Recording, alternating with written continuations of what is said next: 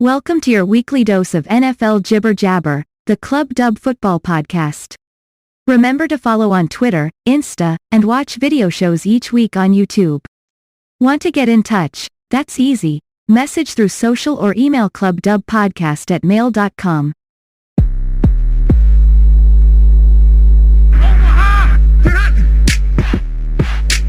Welcome to the Club Dub Football Podcast, where the only question is, does your team make it into the club? Can he get in? No, he cannot! Hi everyone, and welcome to the Club Dub Football Podcast, episode 53. Now, normally you'd be hearing a lovely computerized voice right now telling you to follow us on our socials. But as you may know, if you listen to Tuesday's recap show, Rob is still laying low, trying to bounce back from COVID-19. So it's a more rustic edition of our Pick'em show this week. It's Phil here once again leading us off, telling you to follow us on Twitter, Instagram, watch a roundup each week on YouTube. And if you want to get in touch, feel free to message us on one of our socials or email clubdubpodcast@mail.com. That's clubdubpodcast@mail.com. Any questions, any hints, any questions you want answered on the podcast, any facts and figures, whatever you want to send in, we are always happy to hear from our listeners. So after we reviewed week 15, it's on to week 16 and looking at the fixtures ahead. But first, what can we do, I hear you cry? Well, as it's me at the helm this week, under center of our offensive team, it's time to bring back one of our old favorites, and we've got a little Phil Stats mini quiz. So looking at the season stats as we are standing here today, most of the way through week 15, Aldrin and James, feel free to shout out at any point. Just a couple of questions here on stats leaders. So an easy one to start with, who is the leader in passing yards and touchdowns? Oh, Rodgers? Or Brady? No. Brady.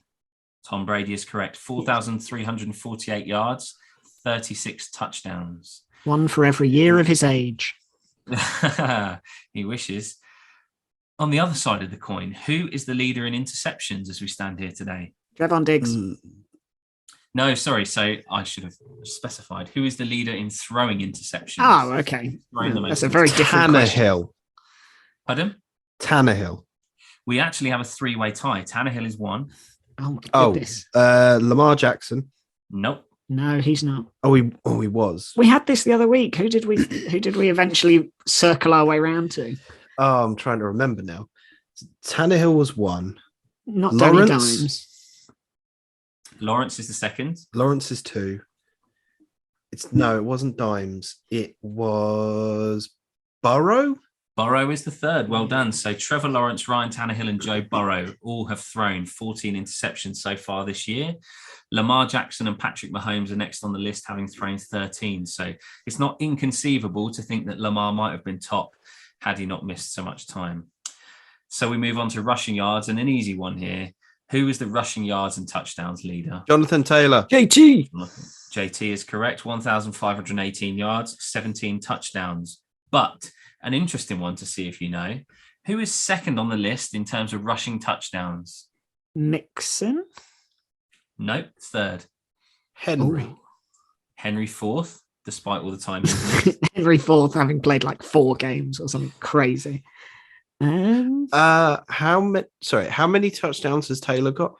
17. 17 rushing, 19 total.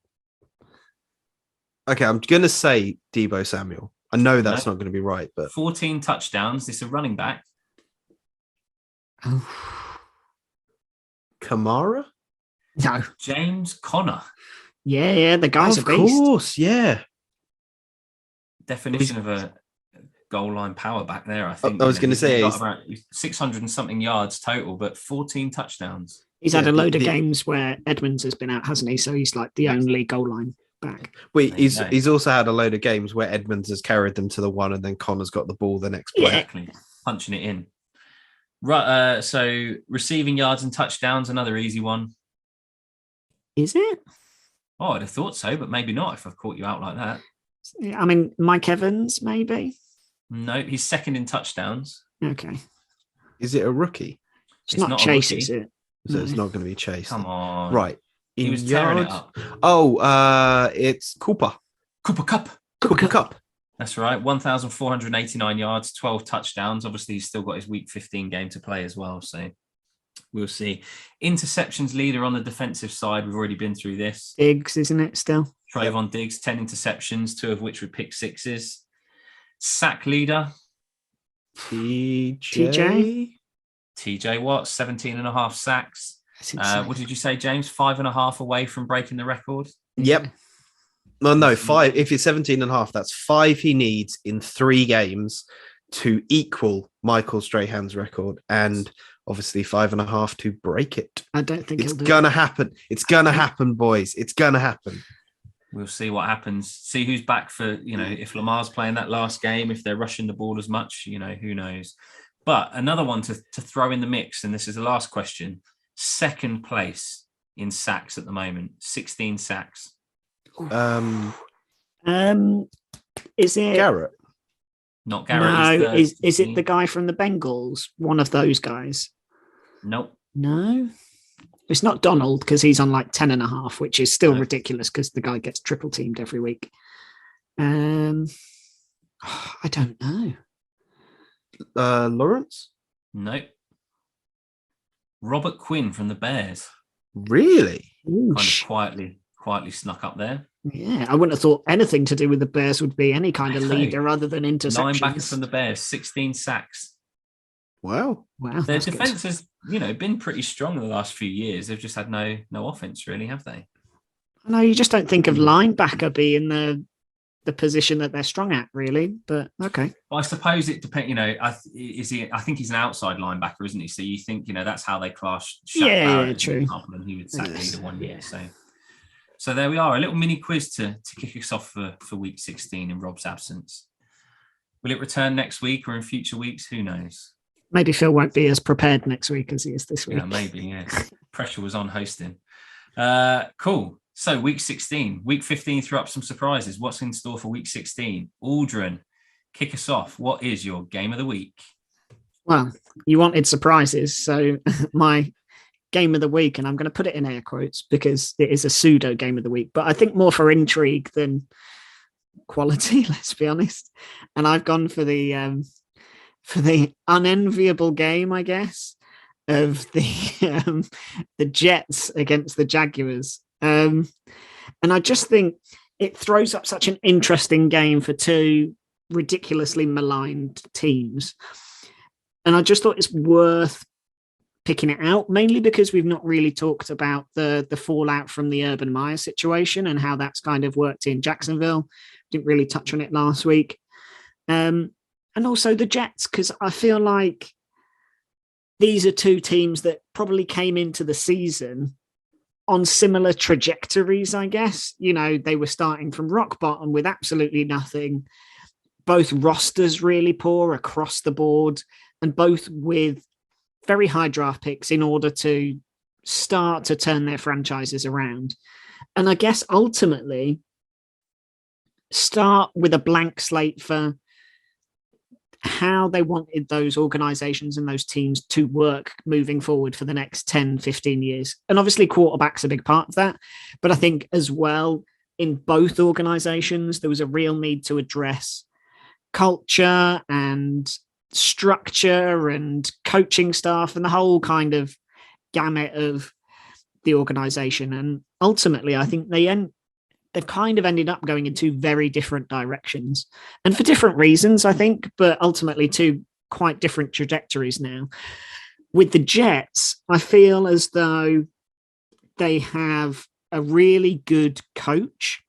I think a really well-drilled guy has got those players, I would probably say, playing towards their potential. I wouldn't say that they're there, but I certainly feel like with the talent that they've got, he's, in and around where I expected them to be. Maybe a little better in games. They've looked frisky and they've looked talented. Certainly their choice of quarterback, Zach Wilson, I'm not really sold on. I think we all saw him in London and we kind of said, well, that was a terrible performance.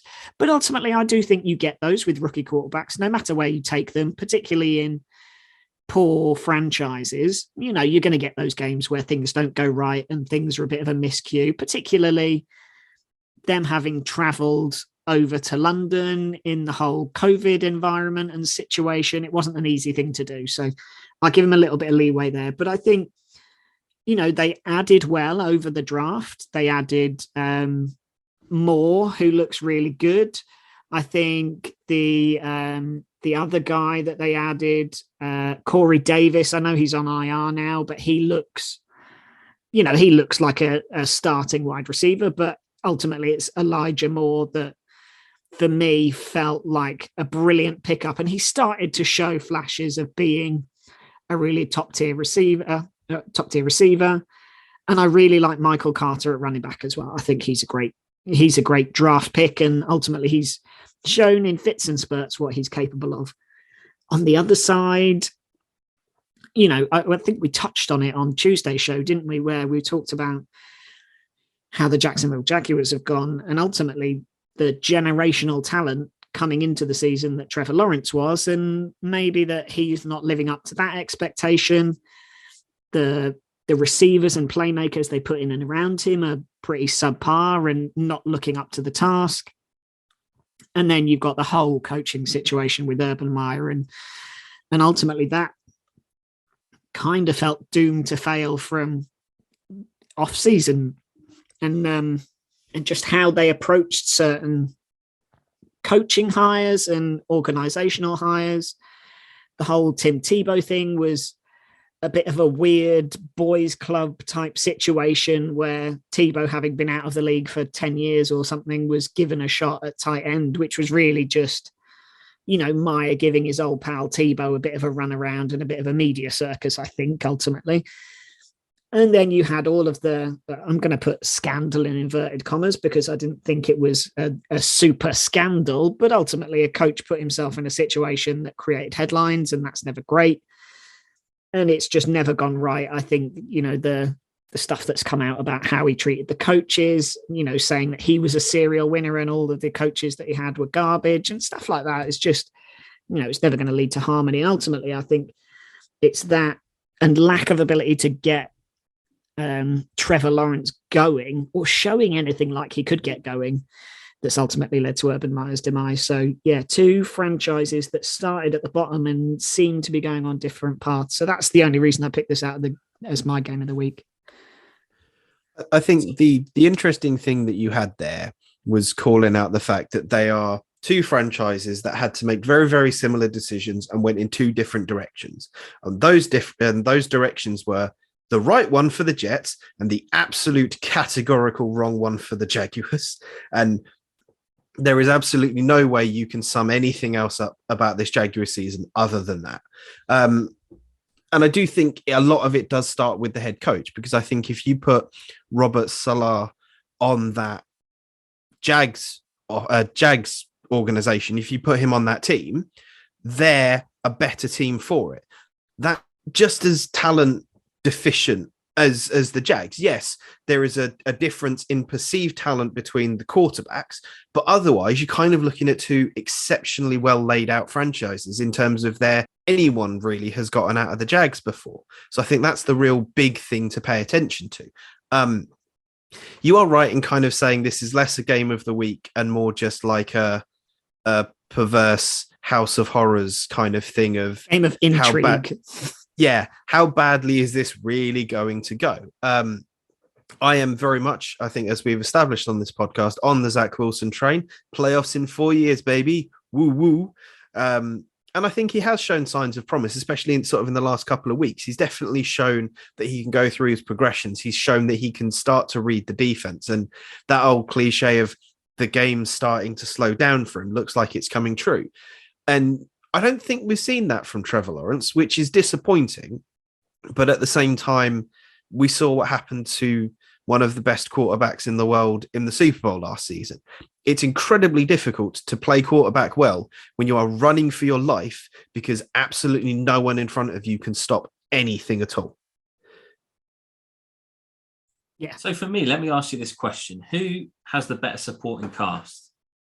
Trevor Lawrence with the Jags or Zach Wilson with the Jets? See, Go on, you go, JP.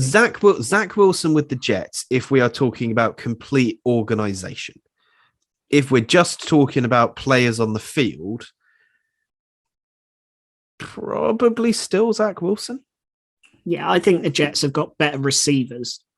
I think the Jags ended up picking up, what's his name? Marvin Jones Jr.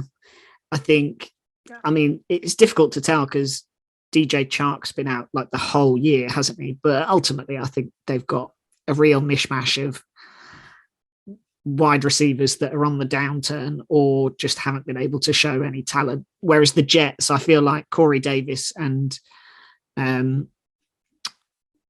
his name's gone out of my head. Elijah Moore. Yeah, that's the one. Sorry. I feel like those two are proper wide receiver 1s and 2s and can stretch the field a bit more, I guess. Yeah, I think that's fair. I think the points you've made are right. Laviska Shenault was probably one of the big names almost, that they've drafted for the Jags, and he's not got a touchdown so far this year. He's got 544 yards on 56 receptions from 90 targets. So, and he looked good last year. So that's the difference. He looked like a decent playmaker last year with Minshew under center and isn't really getting involved this. Exactly. I think rushing wise, I'd probably take James Robinson over Michael Carter. I think, the Jags were hampered by the fact that they drafted Travis Etienne and he was lost before the season even started, and who knows what a difference that would have made. But I think you're probably right that Zach Wilson has got the better supporting cast, but I don't think it's, I think there are some experienced heads around there on the Jags, and I don't think it's that clear cut. So then you look at their record, and the Jets are 3-11, and the Jags are 2-12, and you think Lawrence was supposed to be this generational talent, the best quarterback to come through the draft in years, and I can't think of one real highlight reel play that he's made, and how much of that is down to you need people around you to be able to make those plays. I know you need to have a system in which you can make those plays. And the whole Urban Meyer experiment was a massive failure and a complete waste of a year for the Jags. But, if I think even back to the Chargers, not the Chargers Chiefs game, the week before, where everybody's been talking that whole week about the throw Justin Herbert made, right deep into the end zone. He was making those plays last year, and I just haven't really, on a bad team, they weren't great. I don't think they're not as bad as the Jags are, but they were a bad team last year. And I just think I haven't really seen anything like that out of Trevor Lawrence. And it's interesting to think how much of that has come down to the coaching. And I suppose we won't really know the answer to that until next year when they've got someone else in place and whatever moves they make this offseason.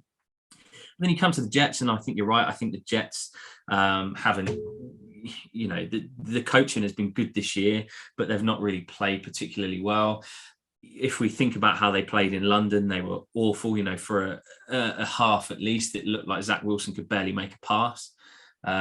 He got better in the second half, but how much of that is first year struggles and how much is he coming into that? He's had a bit of disrupted, a bit of a disrupted season with his injuries, and they've been through about 4 different quarterbacks, I think, at points this year. So again, it'll be interesting with another off season.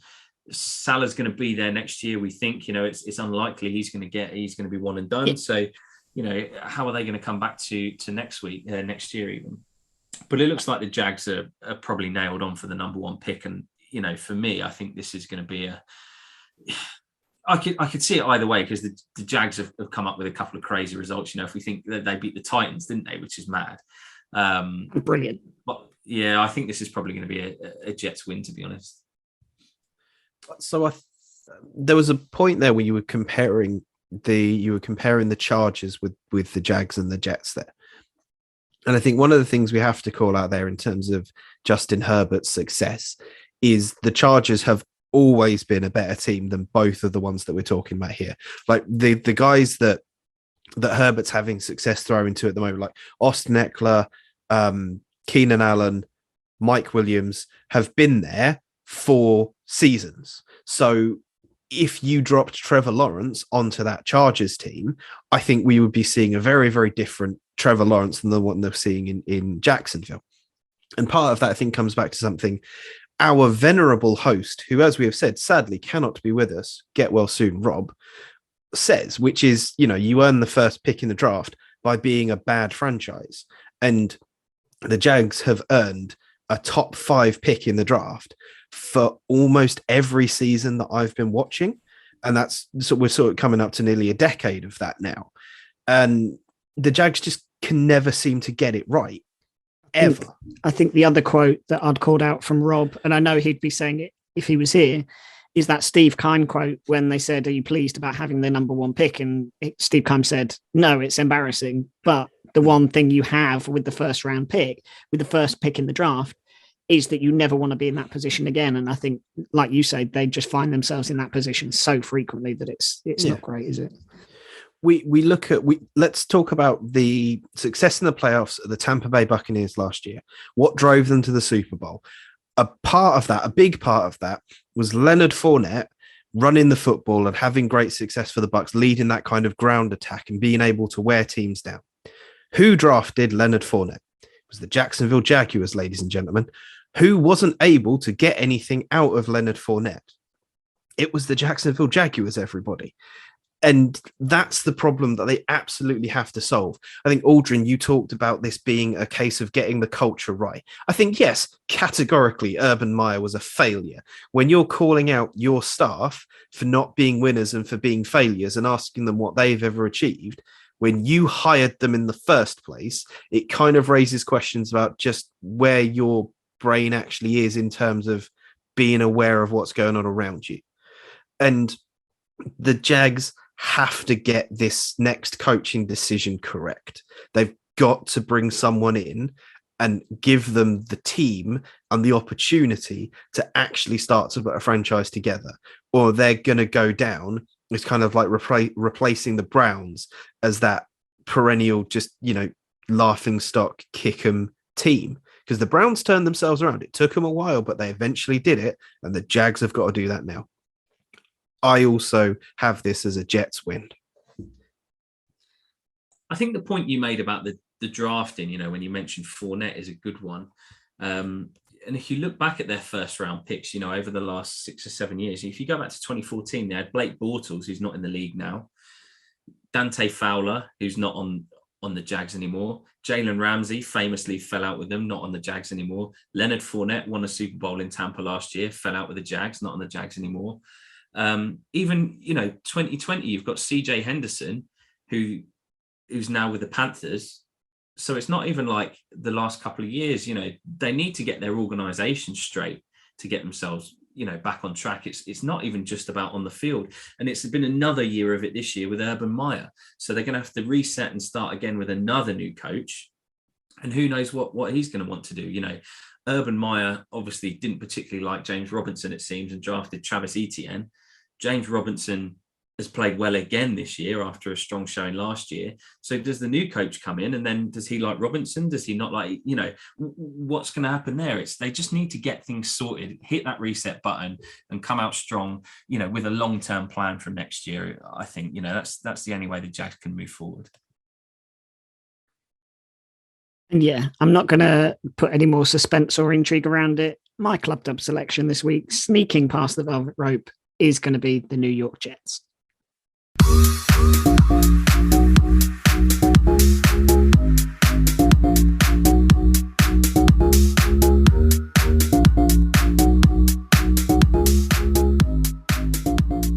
So hopefully you'll have heard some lovely club dub music there for our choice, our selection of the Jets to go into club dub, or you may not have, depending on how poorly Rob's feeling. So on Aldrin's editing ability might be shown. As I said earlier, it may be more of a rustic version this week, but we did our dancing in the background nonetheless.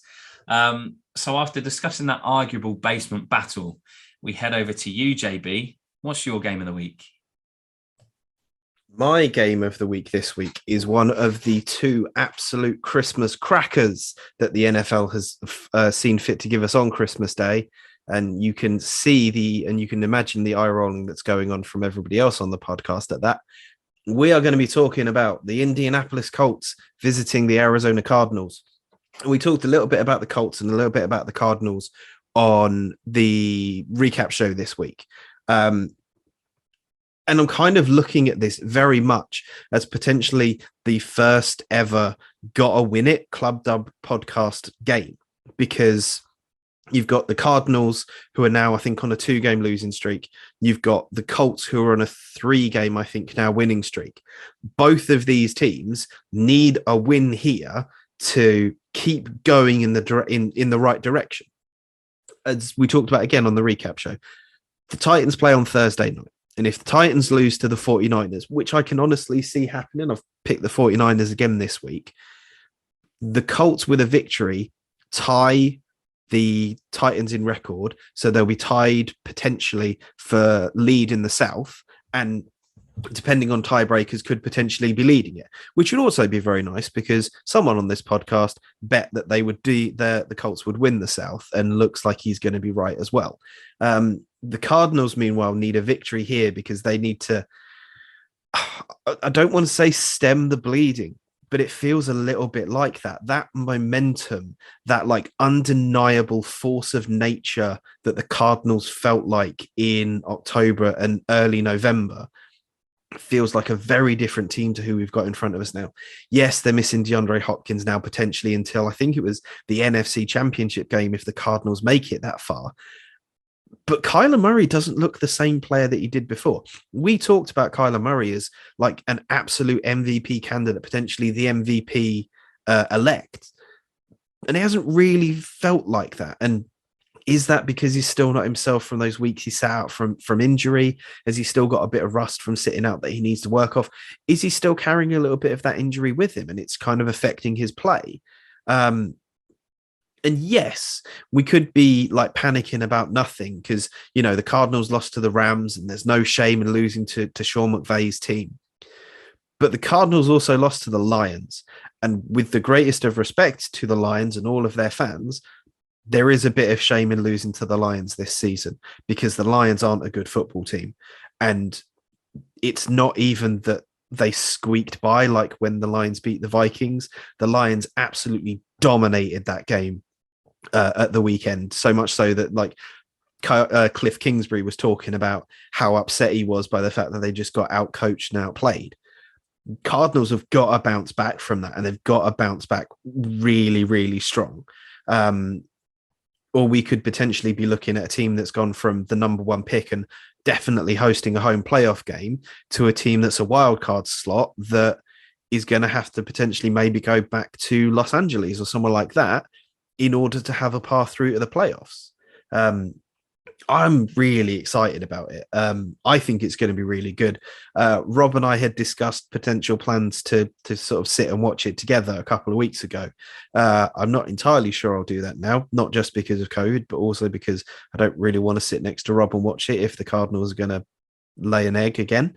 But like, what more could you want on Christmas, boys?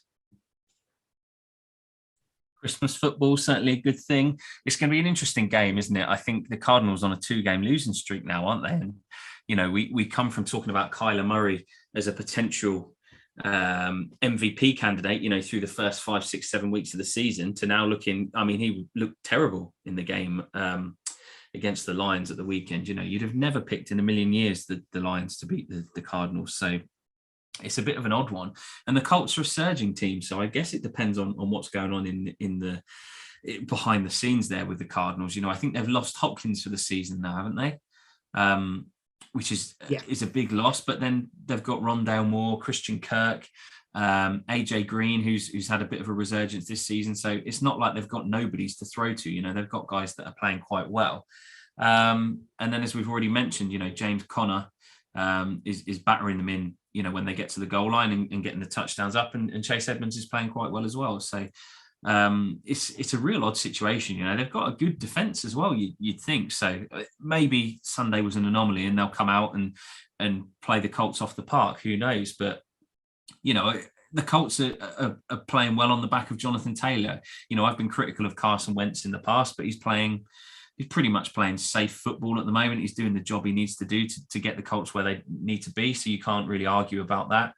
And as long as Taylor, you know, keeps battering through people and keeps the ball moving, then they look like a solid bet to make the playoffs. So This is a classic case of two teams. One's in a rich vein of form, and one's kind of stuttering a little bit. So I don't think you'd call it a trap game, because the Cardinals are still a good team, albeit they've lost the last two. But who knows? It's an interesting matchup. I think it's going to be kind of one team running the ball, one team throwing the ball, and we'll see which one can defend the other better.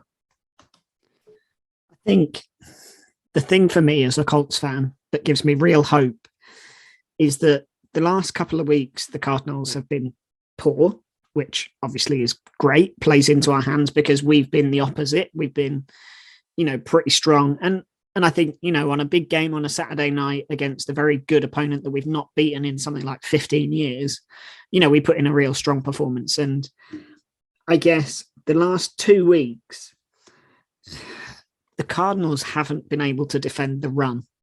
And obviously that does not bode well for a game against the Colts, who are going to run the ball down your throat. So the last 2 weeks they played the LA Rams, obviously, and they had their second string running back out, Sonny Michel, and he ran over them for 80 yards.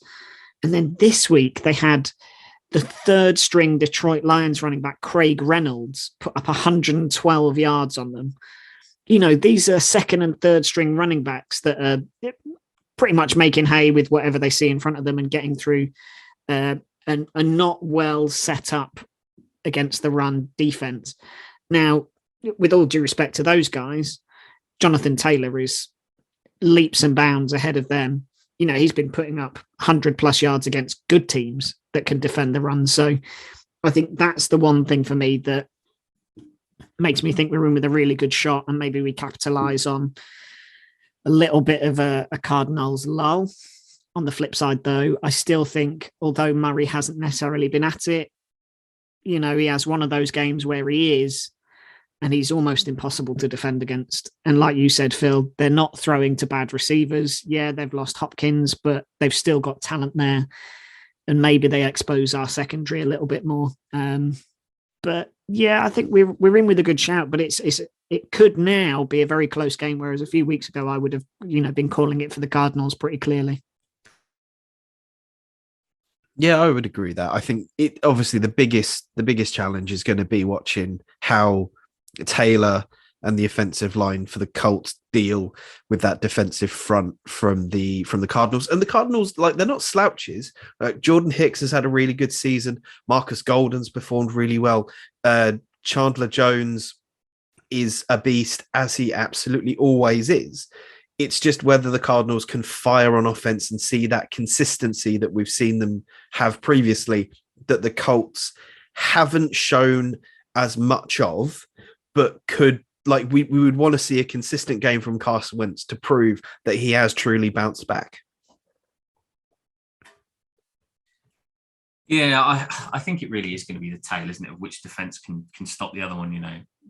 As Aldrin's made the good point there, the Cardinals' run defense hasn't been great, and they've let some lower level, arguably, running backs run on them over the last few weeks. So against the rushing leader in the NFL, you'd almost think it's going to be a massacre. But then, as we've seen, teams can pull it out when you least expect them to. So I think it's going to be a real interesting matchup, to be honest. And yeah, a hard one to call. But one of us does have to call it. So JB, your game of the week. Who's going into Club Dub this week? I am absolutely not taking advantage of the fact that Rob is not here this week, so I can officially put the Indianapolis Colts into Club Dub. But I am anyway.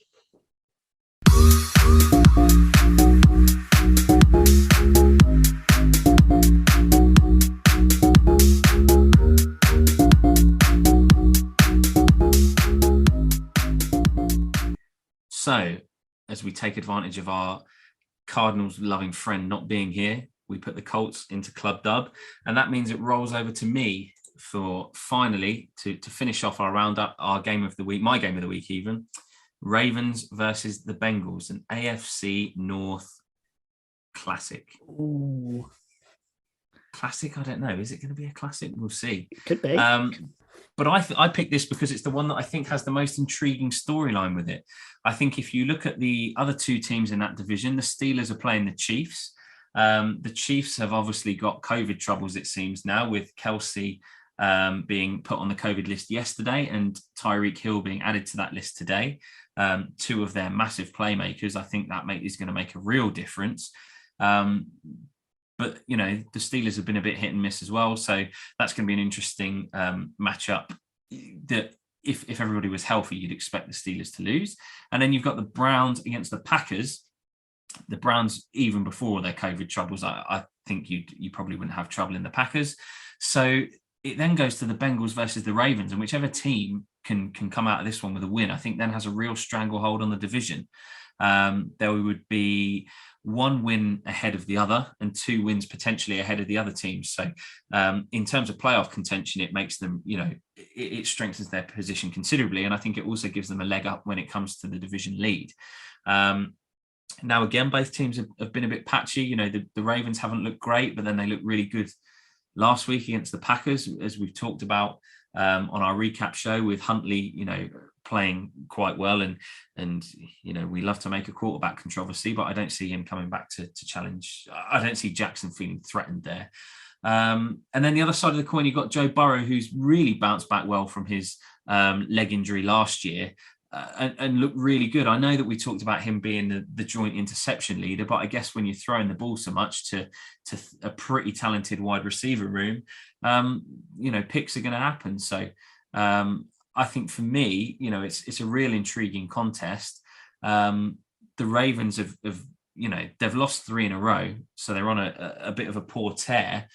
But they've recovered, and fought against a lot of injuries quite well. We know all about their running back struggles. They lost 2-3 running backs within the first couple of games of the season and before the season as well in a couple of cases, in Dobbins' case, an example.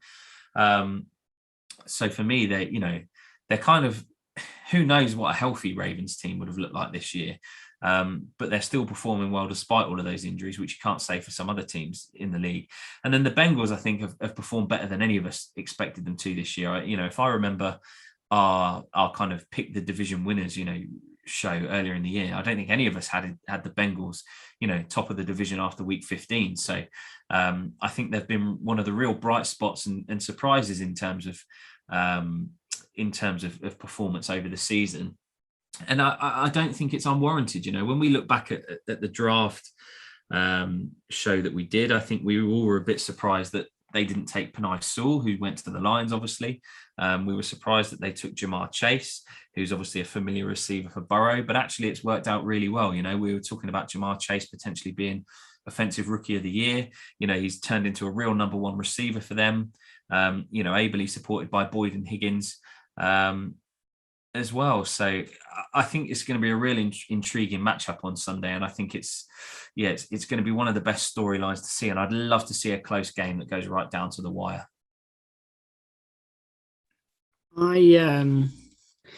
It's interesting, isn't it? Because the Bengals have been better than advertised. And yet the last couple of games, I just feel like they've been a little bit off the pace. They've still won, but they just don't feel like they're clicking as well. And I think that's been reflected in Chase's numbers having dipped a little bit recently. And you get that, you kind of get that rookie slump, don't you, with guys that are just coming into the league and have that kind of fresh, no film run in as they come into the NFL, have a great few games, and then maybe it trails off a little bit towards, the guy's still catching touchdowns, but I think at the weekend, Chase had like one catch for 3 yards in the whole game. It was a non-factor.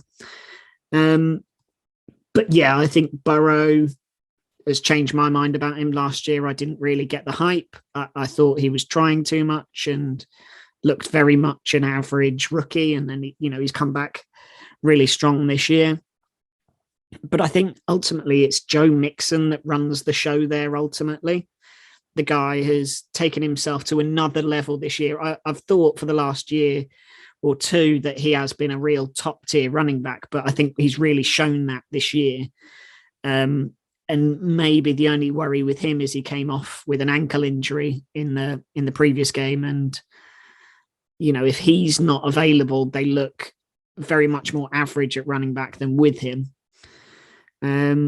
So yeah, that's it for me. Obviously, we talked on Tuesday about Tyler Huntley and how that Ravens team maybe suits him, and maybe he plays a little bit better than Lamar has recently. But again, you'll go into that game with the question of whether Lamar's fit and whether he's going to start. I think if he gets cleared for the game, then he is the starter. I don't think there's any real controversy there. Ultimately, I think Lamar comes in and he's the starter. But yeah, again, they're a team that's just really not firing on all cylinders. So it could be a real close game. It could be a real close game. I think it depends on who the Ravens choose to put under center. Do they go with the better choice, or do they decide to start Lamar because he's Lamar, but he's not quite fit? And when I say the better choice, I don't mean starting Huntley over Lamar because Huntley is better. I mean, if Lamar is fit, do they put Lamar in because he's fit? Do they put Huntley in because he's the hot hand and you have to ride the hot hand? It's an incredibly ominous decision for the Ravens, because something like this could really affect how the rest of the season goes.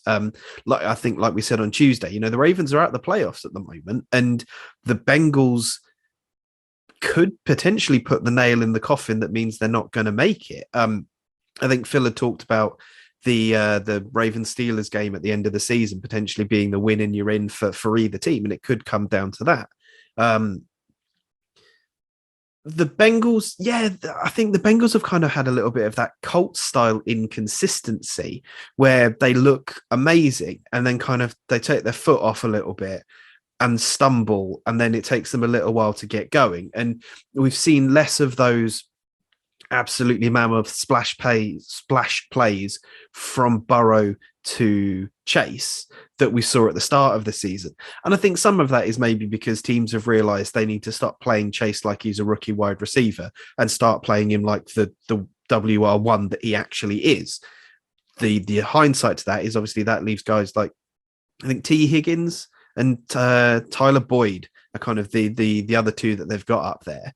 And I think Burrow has found success when they've exploited those kinds of things. The Ravens secondary is banged up, as we have discussed, as most of the Ravens position groups are.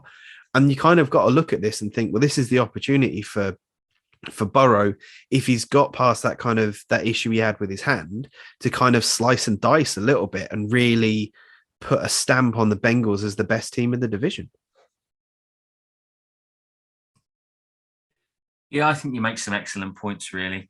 For me, who was it that said availability, or the best ability is availability? And I think, the Ravens have suffered with that a lot, over the last few weeks, and over the season in general, really. And I think, missing Humphrey as example, and Peters has gone down now as well, hasn't he?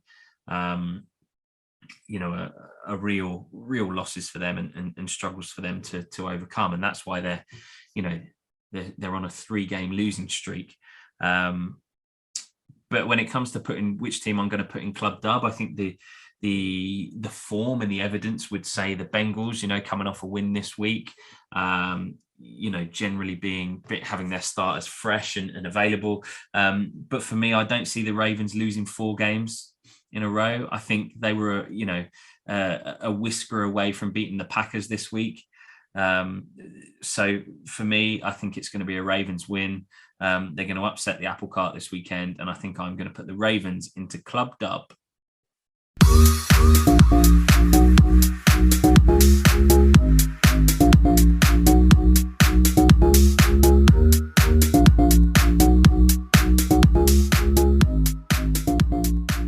It's a bold strategy, Cotton. Let's see if it pays off. Yeah, let's see indeed if it pays off. Spoilers. It won't. Well, we'll see, won't we, when we come to this time next week. So, gents, we have muddled our way through in the absence of our normal host, and we've knocked out 2 fantastic shows, I think, this week. Hopefully our listeners agree. But as we round off our final show before Christmas, on behalf of the Fearsome Foursome, I'd just like to thank all our listeners for their support so far this year, and wish you all a very Merry Christmas. No one knows what day it is between Christmas and New Year. What day do we put the bins out? Is the turkey still okay to eat? But we'll be back, as always, in our usual slots on Tuesday and Thursday, and hopefully reunited as a 4 as well, to recap week 16 and to give our previews to week 17 as well. So feel free to tune in whenever you get your podcasts. And as we've said earlier, feel free to drop us an email, clubdubpodcast@mail.com, or get in touch through one of our socials. And we wish you and your families a safe and Merry Christmas. Thank you very much. Keep listening. See you next week, guys. Thanks, everybody. Great work, Phil. Good job, everybody. Thanks a lot.